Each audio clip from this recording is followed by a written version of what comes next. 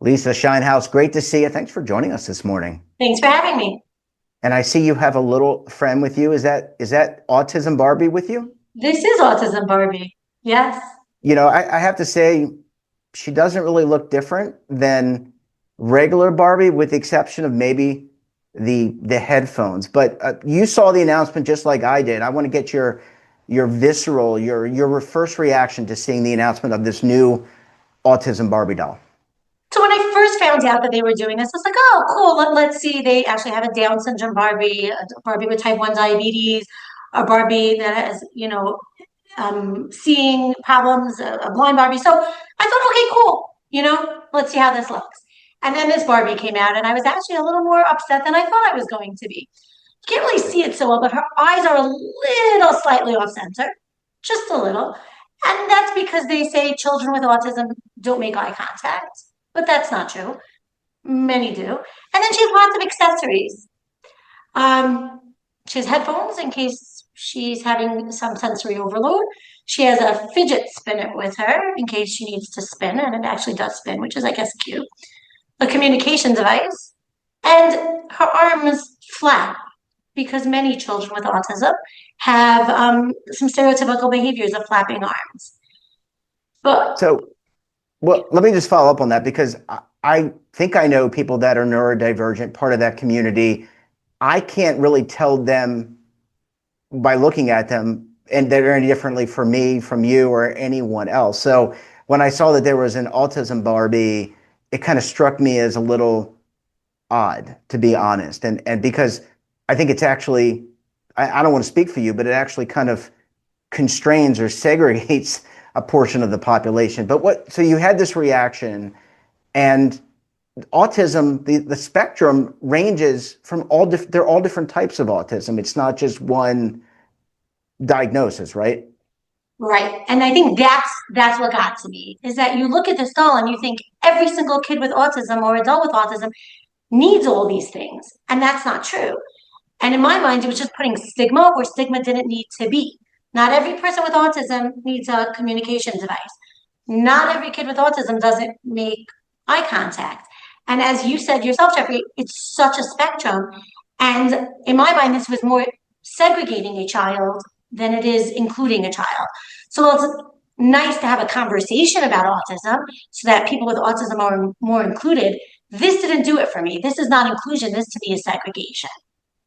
Well, you work with a lot of families, so I would imagine you got some feedback from the family members that of neurodivergent children or adults. Did you get feedback, and what was that feedback around Autism Barbie?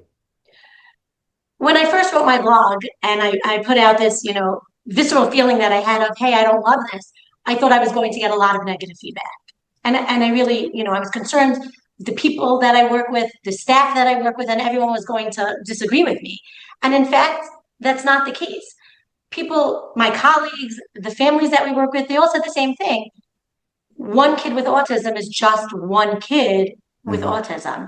This is not representative of every single child with neurodiversity out there. And more people actually felt me and understood what I was saying versus people who were against what I had to say, which actually was a really nice feeling for me. Yeah, I think it's a nice feeling overall when people aren't hypercritical. In today's environment, you post something on social media that you think is innocuous, excuse me, and then you're hit with like, oh, this or that, completely outside the realm of what you were thinking, and maybe says more about the poster of the comment versus what was originally posted. Let me put aside Autism Barbie for a second. Let's talk a little bit about the diagnoses. What's the process if I'm a family member and I think that maybe someone is neurodivergent? What's the process for being diagnosed as part of this community? The best thing to do is have a conversation with your pediatrician or with somebody at your school. They will set up testing for you. Most departments of education around this country actually do testing. And then once the testing is done, there's, because of IDEA, the Individualized Education Act, there's different things that you can have for yourself in school and assistance. And So many children will go the Board of Education route. The school will diagnose them with autism, and then they'll get some extra help in school, which is really necessary. And some kids will get some help after school hours as well, whether it's ABA therapy, or here in New York, where I live, there's the Office of People with Developmental Disabilities that will provide some respite to families, as well as certain skill building activities, and people that can work with your child after school. So And really, there, yeah, go uh, ahead. uh, I'm sorry, I didn't mean to interrupt you. I was going to ask. So it sounds like there are a lot of resources, no matter what state you live in, the great state of New York. There are people that watch the show that may be in Iowa, that may be all over the country. There are probably local resources that people can tap into, one for diagnosis, but also for assistance to help people, depending on the different degree of neurodivergence that is existing.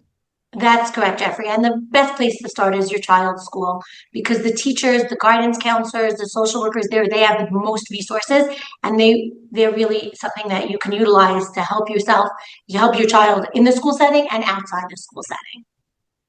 And just going back to Autism Barbie, do you think that maybe based on some of the feedback, maybe Mattel, again, I can't remember who owns Barbie. I think it's Mattel. Do you think maybe they'll they'll digest the feedback and maybe alter things a little bit so that the product maybe better reflects this community?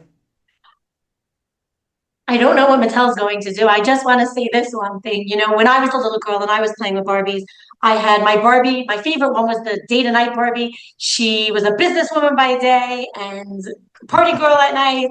But there was astronaut Barbie and veterinarian Barbie and doctor Barbie.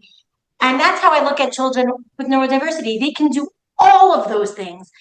They don't need to have autism Barbie. You just need to have Barbie. Every child should look at Barbie and say, hey, I have the ability to do this in my life. And a child with autism has the same dreams and hopes. They should get to be businesswoman Barbie who gets to party at night. They should get to be an astronaut. All those things are the same for a child with autism as they are for any child. Yeah, very well said. And look, I'm jealous that I don't have an autism GI Joe or an autism transformer. That's what I grew up with as a kid. But You in might all though, ser- Jeffrey, because they're all every Barbie, every GI Joe has the potential to be a neurodiverse GI Joe. Very well said. Well, Lisa Sheinhouse, we're going to leave it there. Thanks for joining us. Enjoy playing with the Barbie doll, by the way, and we look forward to having you back on the program again very soon. Thanks for having me, Jeffrey. Thank you.